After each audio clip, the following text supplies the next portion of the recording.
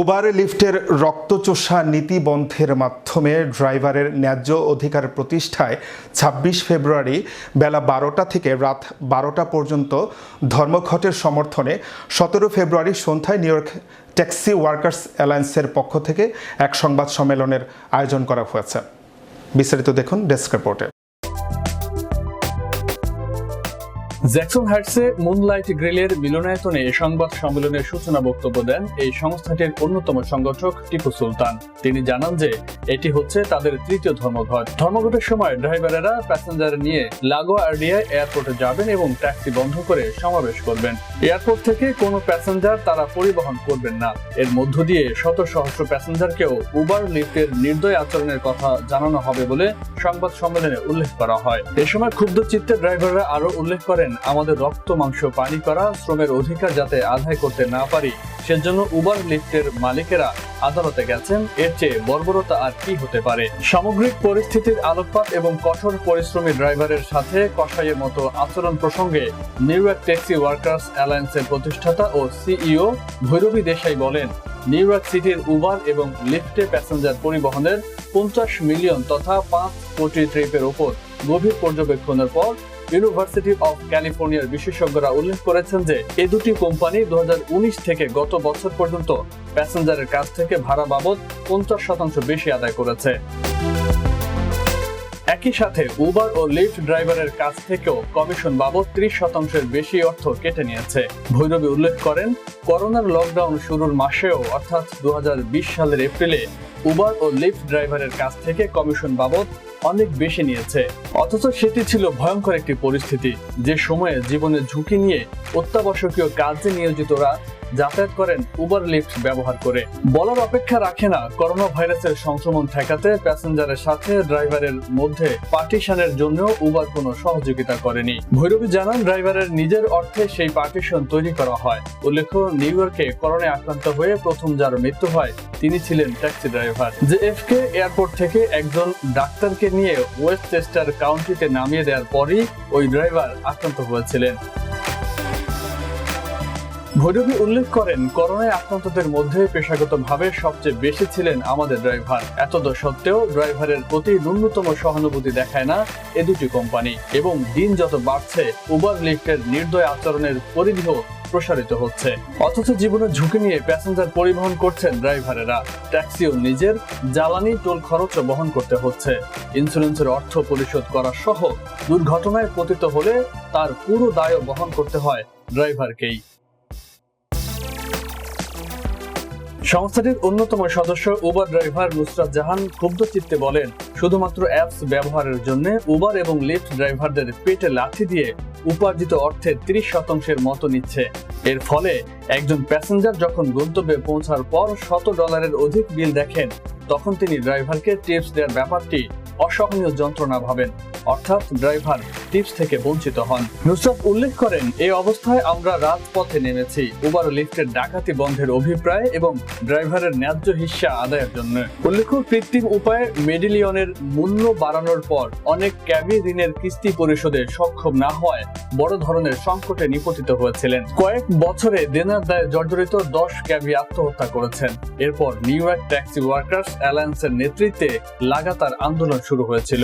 সেই আন্দোলনে পর্যায়ক্রমে US senate leader Chuck Schumer, congress woman Alexandria Ocasio Cortez, state assemblyman, senator এবং city council woman Shahana Hanif সহ অনেকে একাত্মতা ঘোষণার পর দায়গ্রস্ত মেডিলিয়ন মালিকেরা স্বস্তি পেয়েছেন।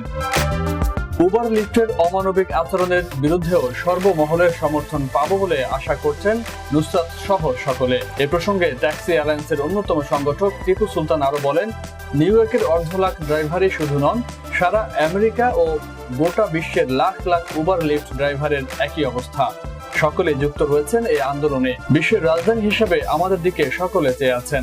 বাংলাদেশ সহ অন্যান্য দেশের ড্রাইভারগণের সাথে এই আন্দোলনের সমন্বয় ঘটাচ্ছে ইন্টারন্যাশনাল ইউনিয়ন। টিপু উল্লেখ করেন, কংগ্রেস, স্টেট এবং সিটির নীতি নির্ধারকের অনেকে আমাদের পক্ষে রয়েছেন। এখন প্রয়োজন হচ্ছে ধর্মঘটকে 100% সফল করতে সকল ড্রাইভারের অংশ নেয়া। But on February 26th, they're going to hear us and they're going to know the value of the drivers. Yes. Thank you. Stand up together and get it done. They just want to do a 1 minute thing. 1 minute here. University of California looked at 50 million Uber and Lyft trips only from New York City, and they found that Uber and Lyft are charging the public 50% more from 2019 to 2022, and they're taking more commission from every driver. And the month where Uber and Lyft take the maximum commission was April 2020, during COVID, when millions of people are afraid of dying. And some brave driver heroes were still working in those days to serve mostly the hospital workers, the essential workers. That is the month where Uber and Lyft did not reward them. They took the maximum commission from them. They also deactivate now. These companies, they hire too many drivers, and once they get all the work and the money from the drivers, then they put them out of the door. And they put up the wall, nobody can come back inside. Drop down করে আমাদের সাথে বহুবার কথা বলছি, তারা ওদের হিসাব হিসাবে কোনো অন্যরকম। আমার কথাটা বুঝছেন আপনারা? যদি even 500 people they gave 5-star rating is not increase. If 1% ভৈরবে উল্লেখ করেন, উবার লিফটের নির্দয় আচরণের বিরুদ্ধে সর্বপ্রথম আমরা ধর্মঘট করেছি গত 19 ডিসেম্বর। এর ফলে স্টক মার্কেটে উবারের দরপতন ঘটেছিল। এরপর 6 জানুয়ারিতে দ্বিতীয়বারের ধর্মঘট হয়। র্যালি করেছি নিউ ইয়র্কে উবারের সদর দপ্তরের সামনে। সেদিনও পুরো এলাকা পরিপূর্ণ হয়েছিল, যান চলাচল বন্ধ ছিল। এইভাবেই এই আন্দোলনের প্রতি ড্রাইভারদের সম্পৃক্ততা বাড়ছে। Stand up together and get it. They just want to do a 1 minute thing. 1 minute here. University of California looked at 50 million Uber and Lyft trips only from New York City, and they found that Uber and Lyft are charging the public 50% more from 2019 to 2022, and they're taking more commission from every driver. And the month where Uber and Lyft take the maximum commission was April 2020, during COVID, when millions of people are afraid of dying. And some brave driver heroes were still working in those days to serve mostly the hospital workers, the essential workers.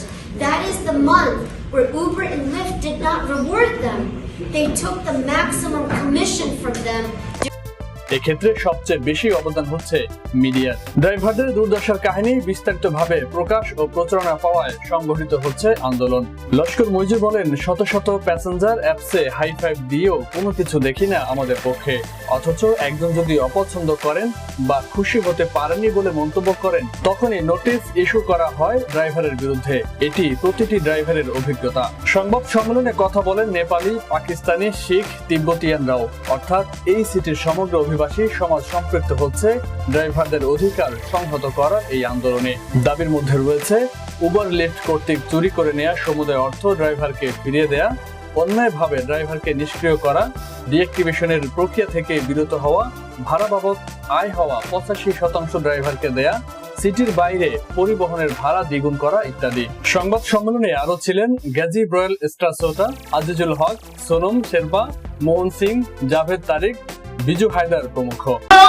Union power! Driver power! Union power! No driver! No Uber! No driver! No Uber! Driver power! Union power! Driver power! Union power! Driver power! Union power! No driver! No Uber! No driver! No Uber!